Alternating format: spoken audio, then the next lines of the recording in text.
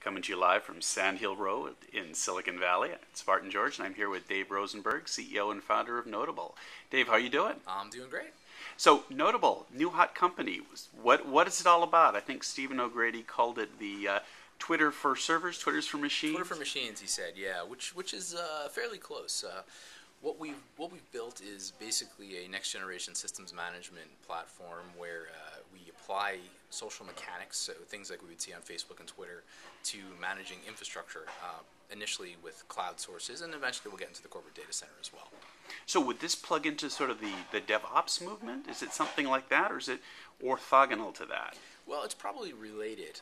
What we've seen a bit more of than DevOps, at least in the recent times, is that there's a sort of a new school of cloud developer, an application admin who does the development themselves. They deploy to EC2, and then they really don't care about root cause analysis. If something goes wrong, they simply beep, delete an AMI, and pop up a new one. And it's become a little bit more prevalent over the last couple of months, and we think that that's really a big trend. I mean, there's certainly room for model-based approaches, but the ad hoc sort of fixes that you can do on an AMI make it significantly easier for a developer to maintain their own infrastructure.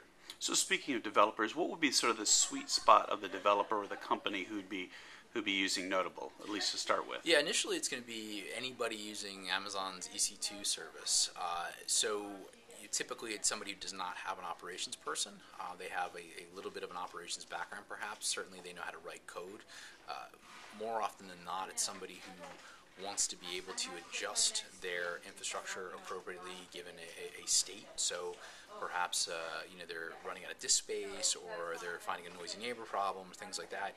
And they sort of want to be aware of it. A lot of what we provide is an ambient awareness of what's going on within your machines, and then the ability to take actions on that.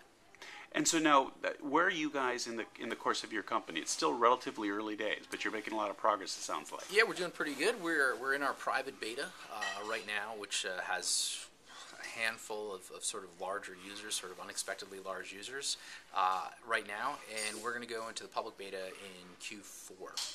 So just another month or so.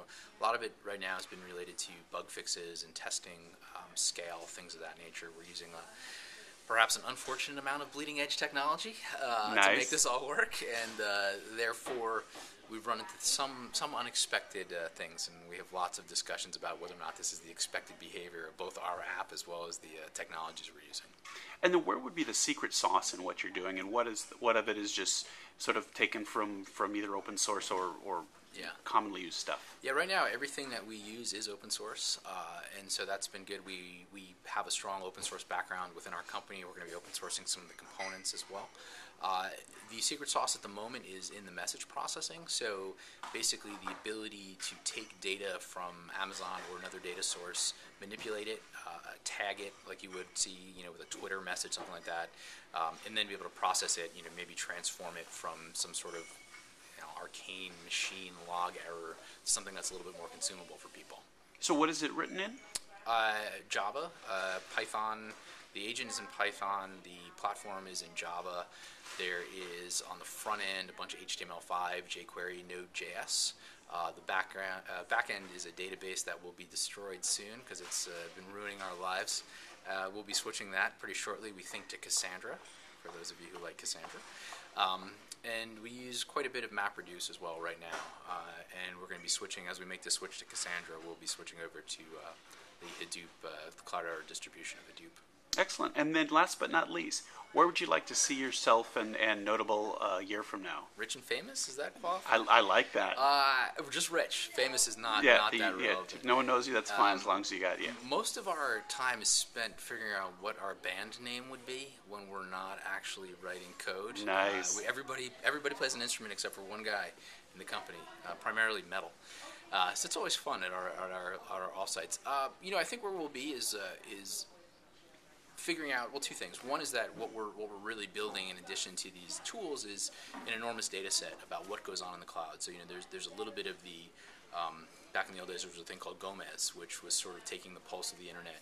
We think we can do that for cloud services and make that data available and consumable. And we think that there's a lot of other data sources out there that lead into an idea sort of a systems intelligence. We talk a lot about business intelligence and making sense of numbers.